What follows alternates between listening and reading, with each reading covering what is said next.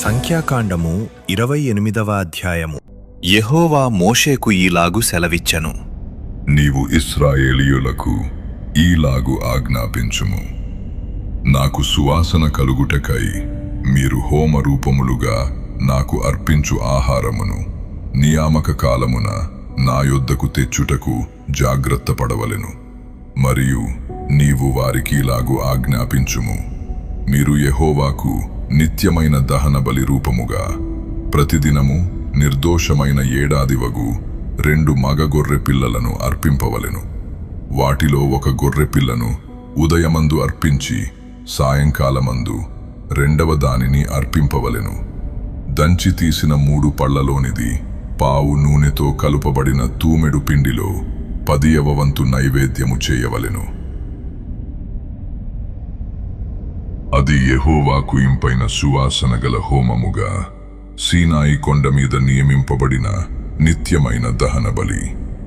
ఆ మొదటి గొర్రె పిల్లతో అర్పింపవలసిన పానార్పణము 3 పరిశుద్ధ స్థలములో మద్యమును యెహోవాకు పానార్పణముగా పోయింపవలెను.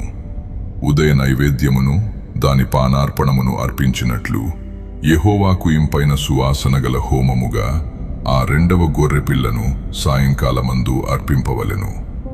విశ్రాంతి దినమున నిర్దోషమైన ఏడాదివగు 2 గొర్రె పిల్లలను నైవేద్య రూపముగాను దాని పానార్పణముగాను నూనెతో కలపబడిన తూమెడు పిండిలో 2 10వ వంతులను అర్పింపవలెను. నిత్యమైన దహన బలియు దాని పానార్పణమును గాక ఇది ప్రతి విశ్రాంతి దినమున చేయవలసిన దహన బలి. నెలకు మొదటి దినమున యెహోవాకు దహన బలి అర్పించవలెను. 2 కోడె దూడలను 1 పొట్టేలును నిర్దోషమైన ఏడాదివగు 7 గొర్రె పిల్లలను వాటిలో ప్రతి కోడె దూడతోనూ నూనెతో కలుపబడిన తూమెడు పిండిలో 3 10వ వంతులను నైవేద్యముగాను ఒక్కొక్క పొట్టేలుతోనూ నూనెతో కలుపబడి తూమెడు పిండిలో 2 10వ వంతులను నైవేద్యముగాను ఒక్కొక్క గొర్రె పిల్లతో నూనెతో కలుపబడిన తూమెడు పిండిలో 1 10వ వంతును నైవేద్యముగాను చేయవలెను. అది యెహోవాకు ఇంపైన సువాసన గల దహన బలి. వాటి పానార్పణములు ఒక్కొక్క కోడెతో పడిన్నర ద్రాక్షారసమును పొట్టేలుతో పడియు గొర్రె పిల్లతో 30 ఉండవలెను. ఇది సంవత్సరములో మాసమాసమునకు జరుగవలసిన దహన బలి. నిత్యమైన దహన బలియు దాని పానార్పణమును గాక 1 మేక పిల్లను పాప పరిహారార్థ బలిగా యెహోవాకు అర్పింపవలెను. మొదటి నెల 14వ దినము యెహోవాకు పస్కా పండుగ. ఆ నెల 15వ దినము పండుగ జరుగును. 7 దినములు పొంగని భక్ష్యములనే తినవలెను. మొదటి దినమున పరిశుద్ధ సంఘముగా కూడవలెను. అందులో మీరు జీవనోపాధి అయిన పనులేమియూ చేయకూడదు. అయితే యెహోవాకు దహన బలిగా మీరు 2 కోడె దూడలను 1 పొట్టేలును ఏడాదివగు 7 మగ గొర్రె పిల్లలను అర్పింపవలెను. అవి మీకు కలిగిన వాటిలో నిర్దోషమైనవై ఉండవలెను. వాటి నైవేద్యము నూనెతో కలపబడిన గోధుమల పిండి. ఒక్కొక్క కోడెతో తూములో 3 10వ వంతులను పొట్టేలుతో 2 10వ వంతులను ఆ 7 గొర్రె పిల్లలలో ఒక్కొక్క గొర్రె పిల్లతో ఒక్కొక్క 10వ వంతును మీకు ప్రాయశ్చిత్తము కలుగుటకై పాప పరిహారార్థ బలిగా 1 మేకను అర్పింపవలెను.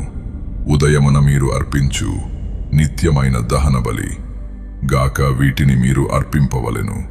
అట్లే ఆ 7 దినములలో ప్రతిదినము యెహోవాకు ఇంపైన సువాసన గల హోమద్రవ్యమును ఆహారముగా అర్పించవలెను. నిత్యమైన దహన బలియు దాని పానార్పణమును గాక దానిని అర్పించవలెను. 7వ దినమున పరిశుద్ధ సంఘముగా కూడవలెను.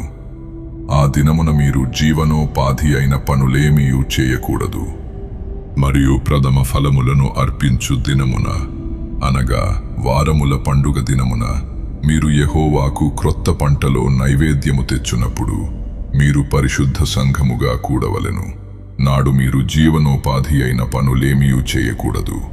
యెహోవాకు ఇంపైన సువాసన గల దహన బలిగా మీరు 2 కోడె దూడలను 1 పొట్టేలును ఏడాదివైన 7 మగ గొర్రె పిల్లలను వాటికి నైవేద్యముగా ప్రతి కోడెదూడతోనూ నూనెతో కలుపబడిన తూమెడు పిండిలో 3/10వ వంతులను, ప్రతి పొట్టేలుతో 2/10వ వంతులను, ఆ 7 గొర్రె పిల్లలలో ఒక్కొక్క పిల్లతో ఒక్కొక్క 10వ వంతును మీ నిమిత్తము ప్రాయశ్చిత్తము చేయబడుటకై ఒక మేక పిల్లను అర్పింపవలెను.